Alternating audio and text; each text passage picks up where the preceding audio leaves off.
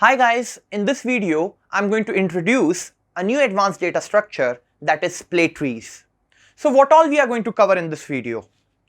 So first of all, we will see that what are splay trees. First I'll tell you that what exactly are splay trees.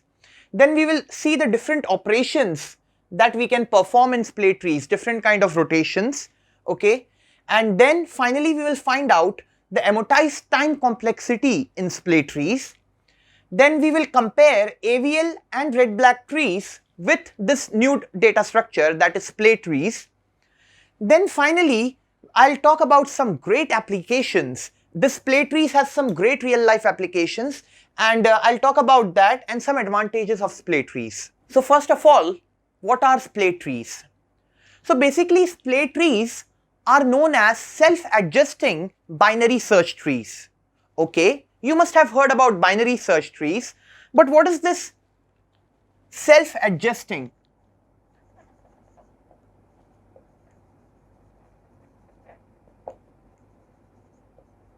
So the splay trees are self-adjusting binary search trees. So until now you have learned self-balancing binary search trees, right? So what all self-balancing trees you have heard about? In my previous videos, I have very clearly explained red-black trees, okay? If you have not watched those videos, please go and watch them. And then there are also another self-balancing binary search trees, that is AVL trees, right? So these are self-balancing binary search trees. Many people call splay trees also as self-balancing binary search trees, but that's wrong.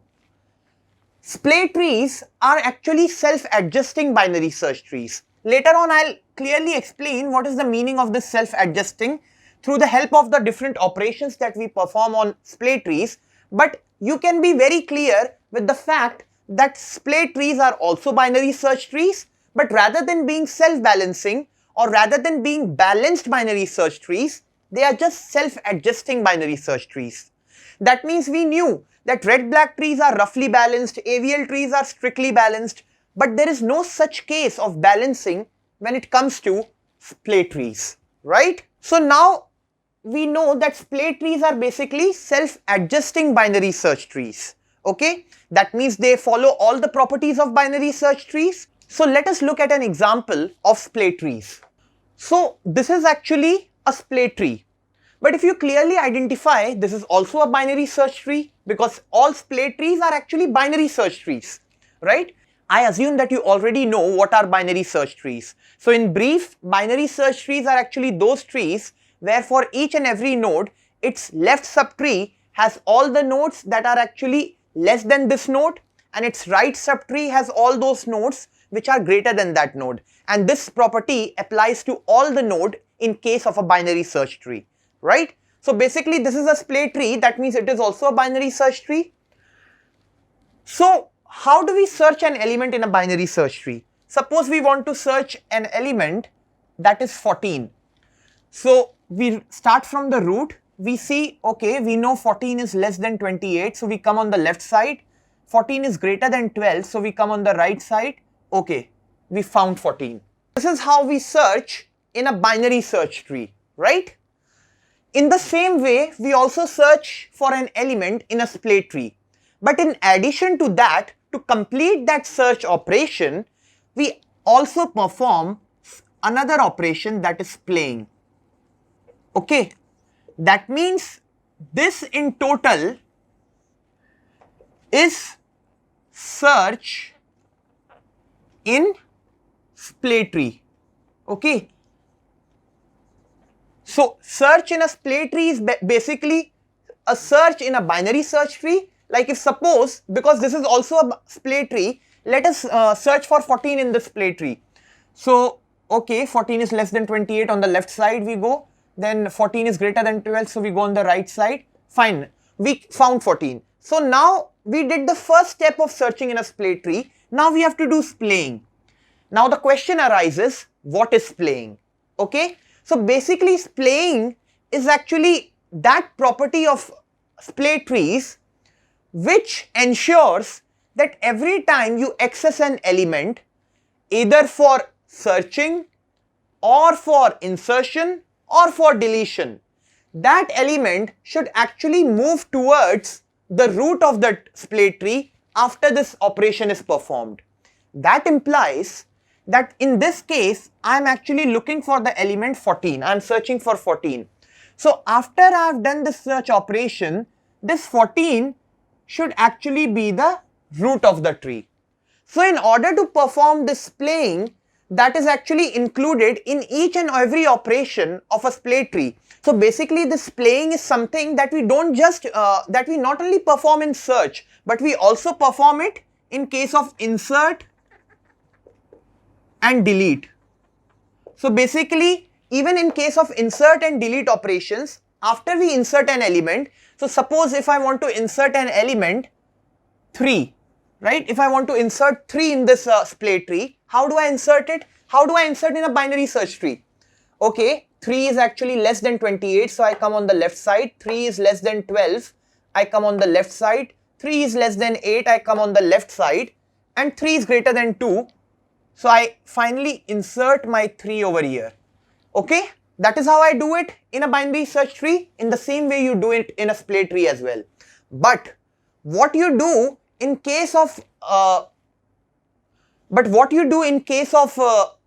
splay tree is that you also do the splaying after this, right? You also perform the splaying. So basically when you perform this splaying, this 3 will actually reach the root of the tree.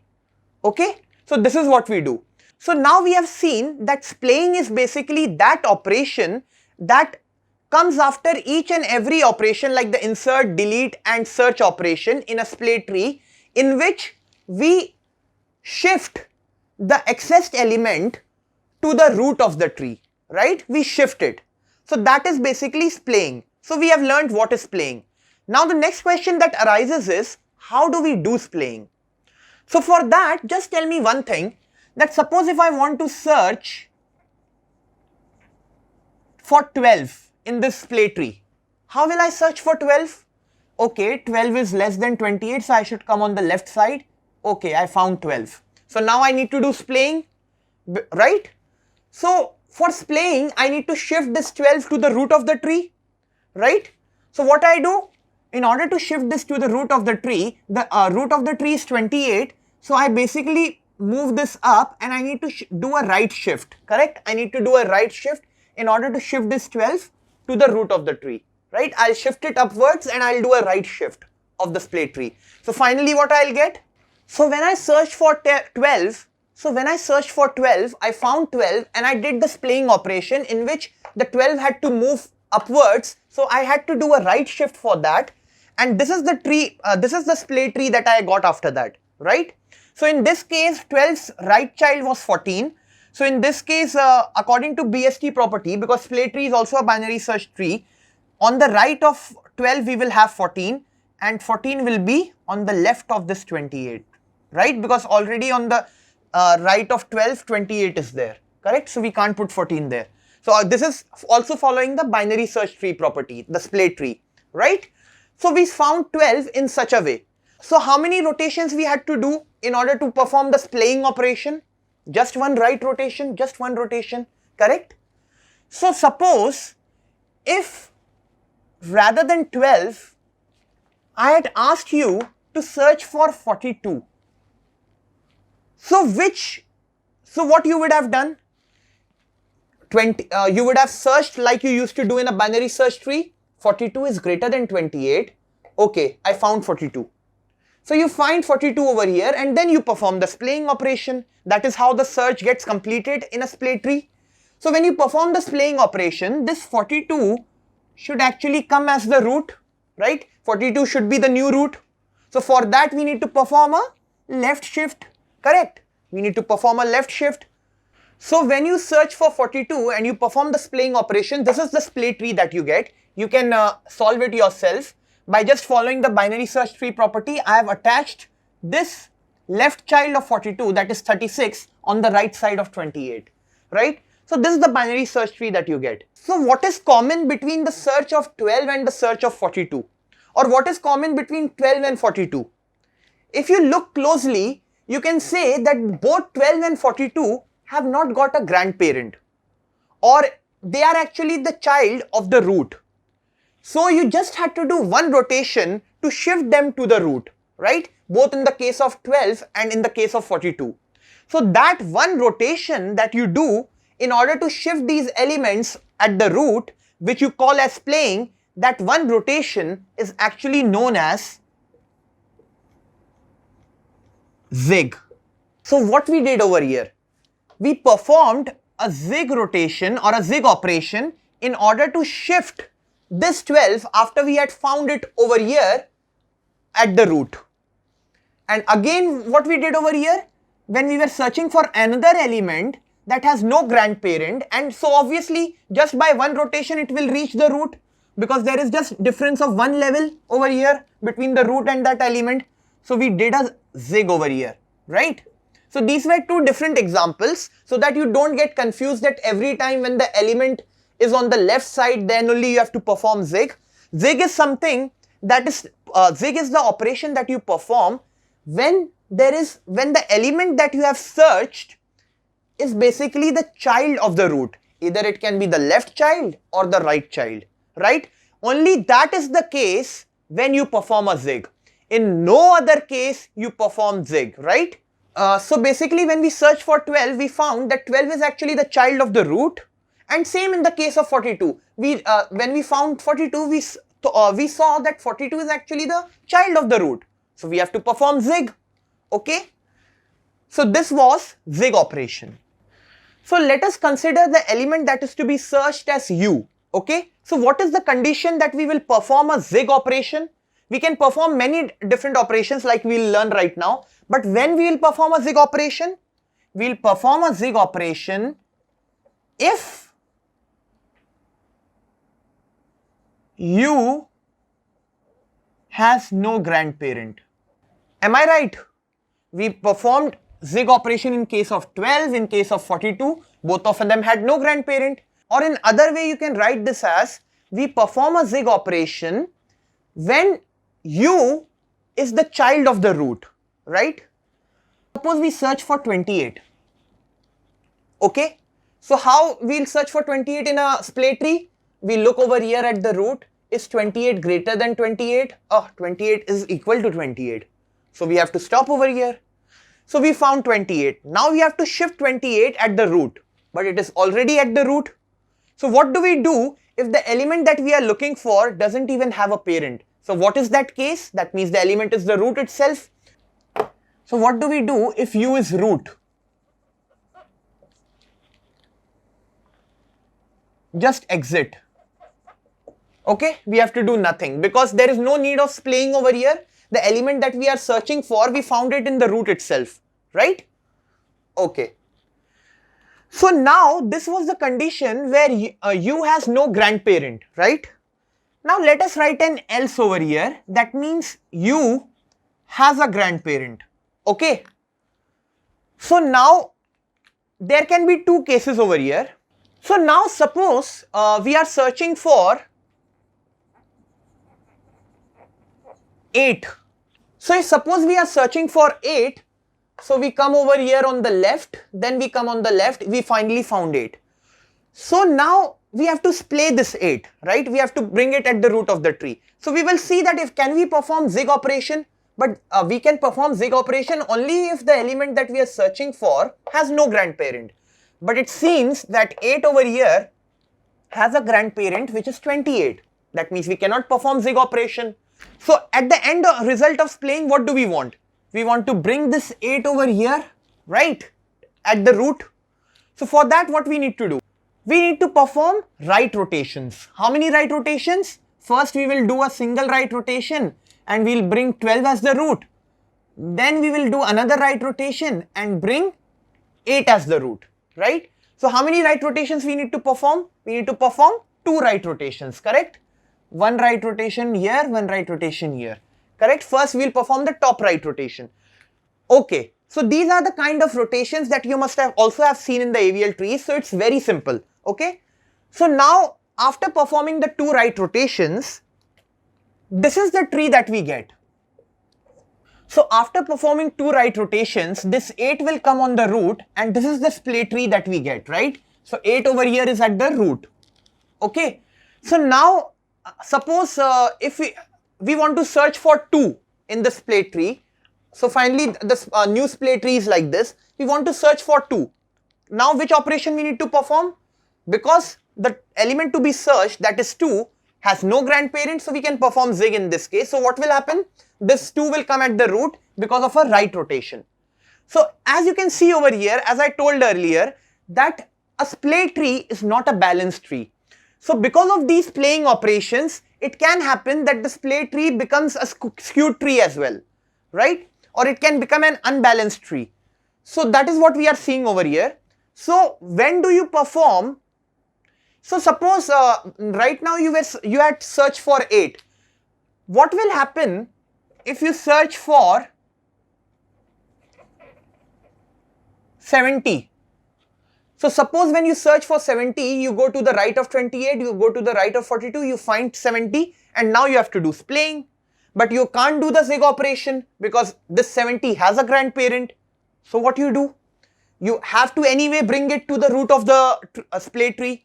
So for that, you have to perform, intuitively also you can understand, 2 left rotations. Then only this will come at the top, right? And we have to perform 2 left rotations at this root, right? The first rotation will bring the parent of 70 at the top, which is 42, and the second left rotation will bring 70 at the root, right? This is what the tree that we get when we splay 70 at the top of the when we splay 70 to the root of the tree, or when 70 becomes the root of the splay tree. So according to you, what is common between this example of searching for 70 and searching for 8?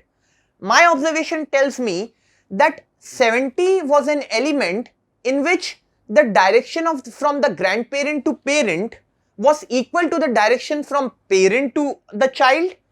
As in this case, this is the right direction in both the cases. And 8 also was an element where the direction from the grandparent to parent was equal to the direction from the parent to you, or the element that is to be searched, right? So this was the common thing. So this operation that we performed in this example and this example, we performed the same operation, and this operation is known as Zig Zig operation, right? This is known as Zig Zig operation. So when do we perform a Zig Zig operation? So when we perform a Zig Zig operation, when direction from grandparent to parent is equal to direction from parent to the element to be searched. It can either be right direction or left direction. So accordingly, in case of right direction, to counter that, to perform splaying, we do left rotation. In case of left direction from grandparent to parent and left direction from parent to you, what do? We perform right rotation. So what is that called?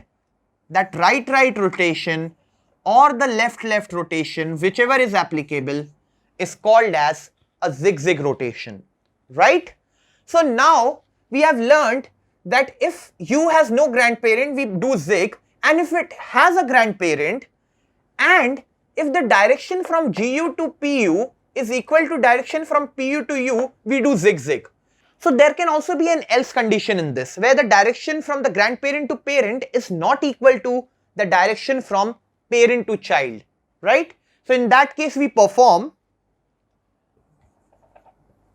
Zig Zag operation. Now what is Zig Zag operation? So now what is Zig Zag operation? Let's also look at some examples of Zig Zag operation. Suppose I want to search 14. How will I search 14? So I'll look at this tree. So I'll look at this splay tree. Okay, 14 is less than 28, so I come on the left. 14 is greater than 12, I come on the right. I got 14.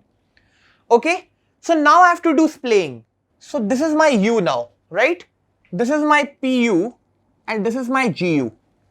So now I come over here and I see that if U is root, exit. No, my U is 14, it is not root. If U has no grandparent, do zig. But U has a grandparent, that is 28, so I cannot perform zig. If direction from GU to PU is equal to direction from PU to U, do Zig Zig. So direction from GU to PU is left and the direction from PU to U is right. So I cannot do Zig Zig. So I'll go in the else part because this is left is not equal to right. So I go in the else part. So what I need to perform? Zig Zag. Now the question comes, what is Zig Zag? So very simple. My final aim is to bring this element at the root. I have to bring 14 to the root. So what I need to do for that? So first of all, what I need to do is that at the parent, if you have learnt AVL trees, you will very clearly understand this. At the parent, I'll do a left rotation, right? I'll first do a left rotation.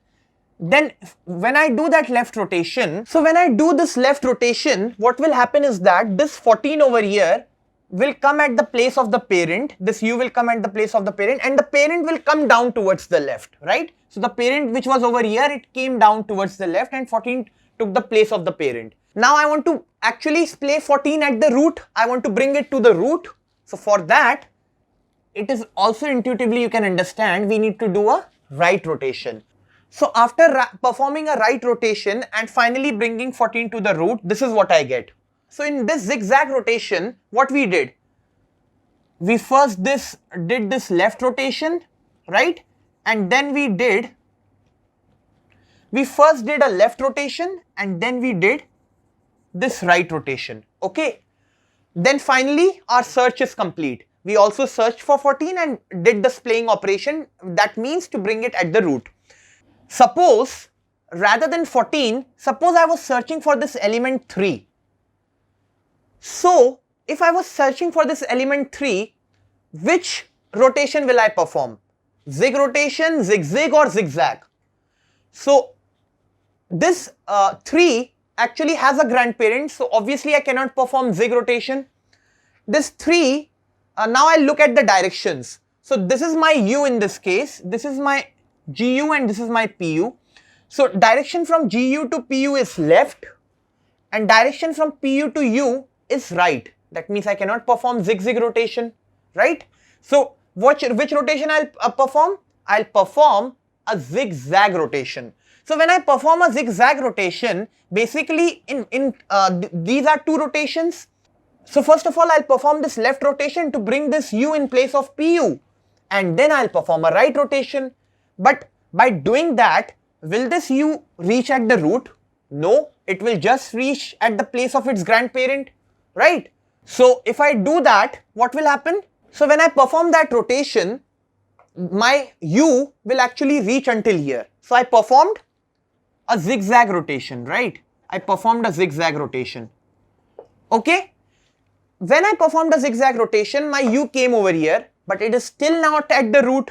The splaying operation is still not complete, or the search operation itself is not complete, because to complete the search operation, the splaying should complete, and for that this should reach at the root.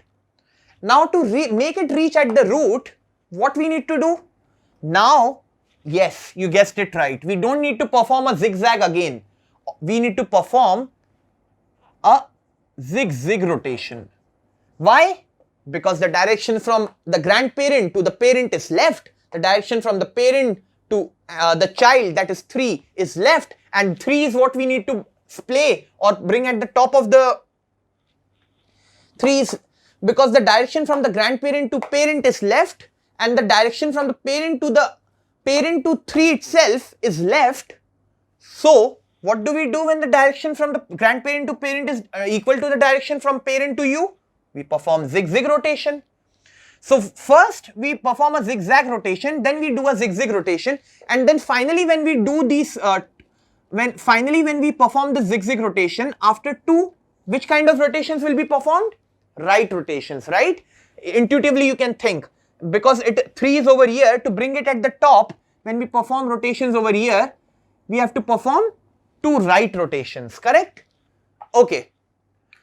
So now, as you can see, for a single search operation, it is possible that you perform more than 1 rotations, or you can say that you can either, it is not necessary that in a single zigzag or a single Zig Zig, you can complete the search operation. Like for example, if suppose we were searching for this element over here, there is possibility that you perform multiple operations like Zig Zag also, Zig Zig also, right? So you need to keep this in mind, right? So we learned that in case of searching, it is possible that we perform more than one of these operations. Like suppose we also perform a zig operation, then a zigzag operation, then we also perform a zig zig operation. So till when do we perform this? We perform this until our u is actually the root, right? So we can modify this algorithm a little bit and we can write over here while u is not equal to root, right? So there will be multiple iterations until and unless this condition is not met, until we have finally not done the splaying operation. So this is also a splay tree. Okay, so now let's talk about the time complexity of splay trees.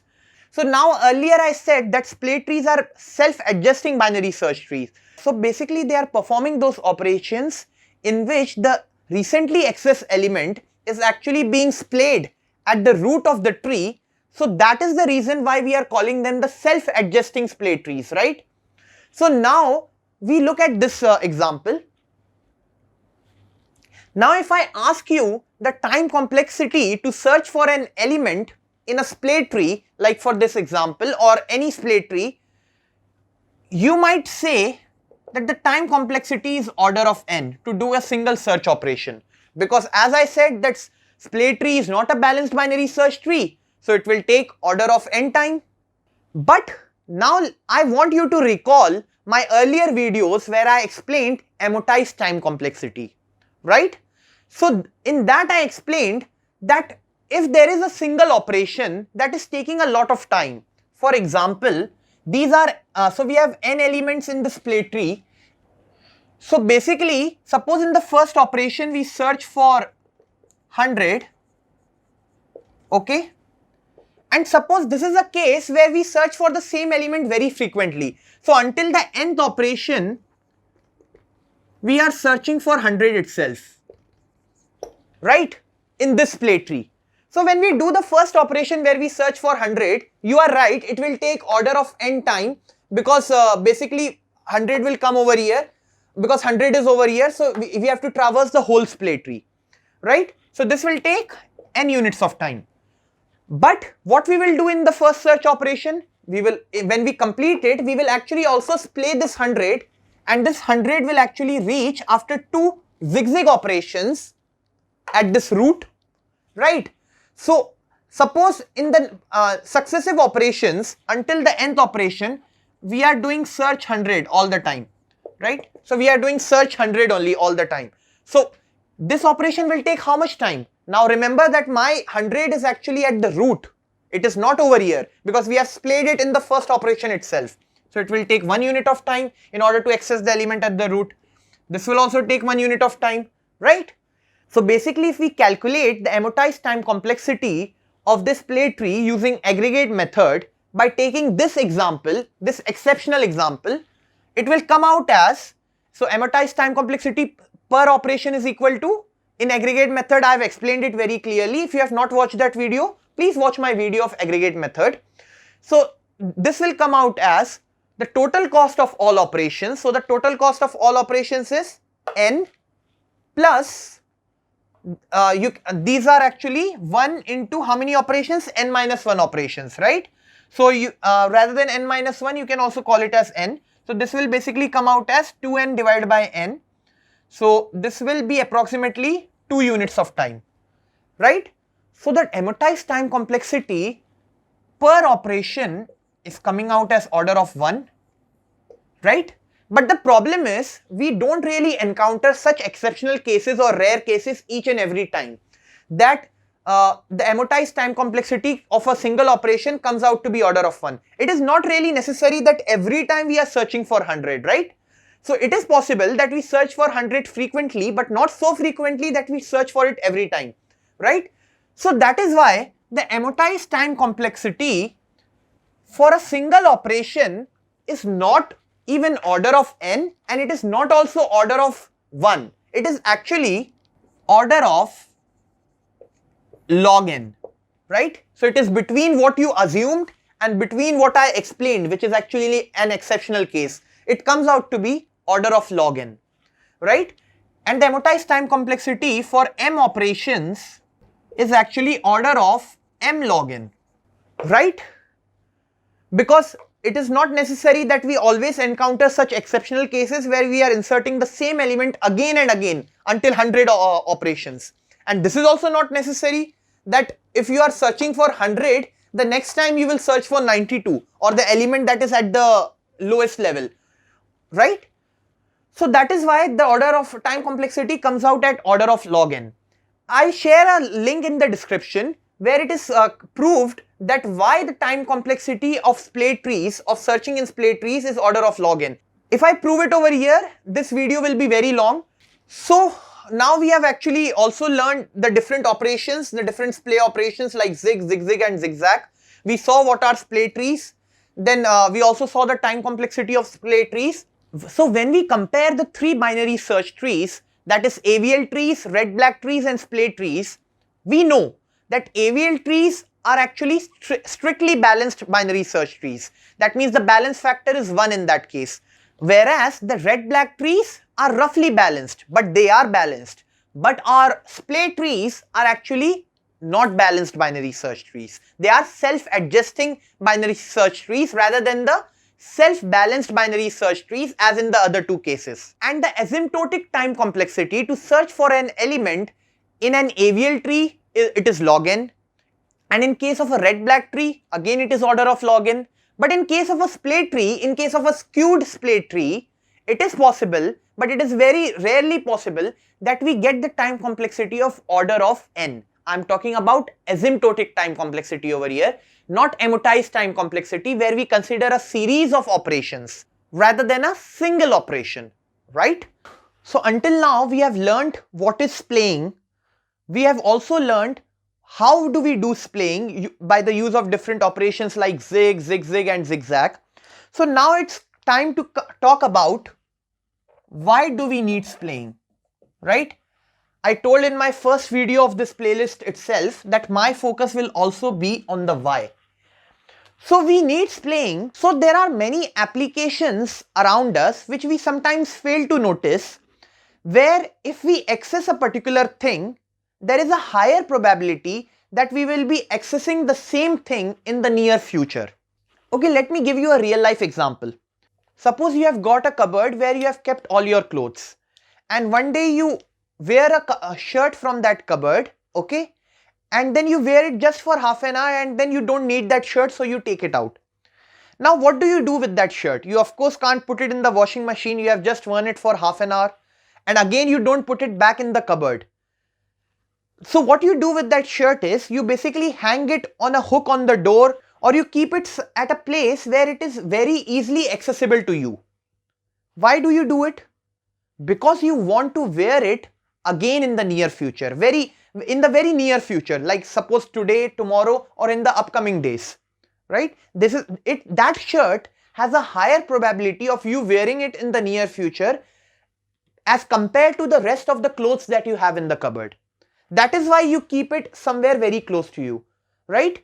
So this is a kind of example where locality of reference is applicable, right? Now let me give you a technical application of splay trees, okay?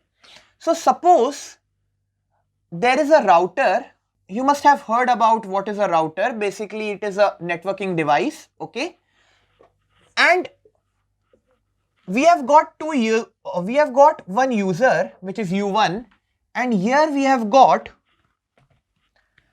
another user, and that's U2, okay? And suppose this router also has a routing table. So it also has some ports A, B and C from which it transmits the messages that it receives. And what does this routing table do? Basically it has two entries, IP address and port number, okay, or the port, right? So how are they matched? So suppose for U1 the port is A, okay, and for U2 the port is C. So basically for those messages that are for U2, will be transferred from port C. That is what it means, right? One fine day, U1 sends a message for U2. So the message arrives at port A, and now the router looks at the routing table and he searches the routing table and he finds out, okay, the receiver in this message, I can see that it is U2. So of course, I should send it out through port C. Okay, that is what it decides. And this message is finally received by port 2 through port C of the router. Okay.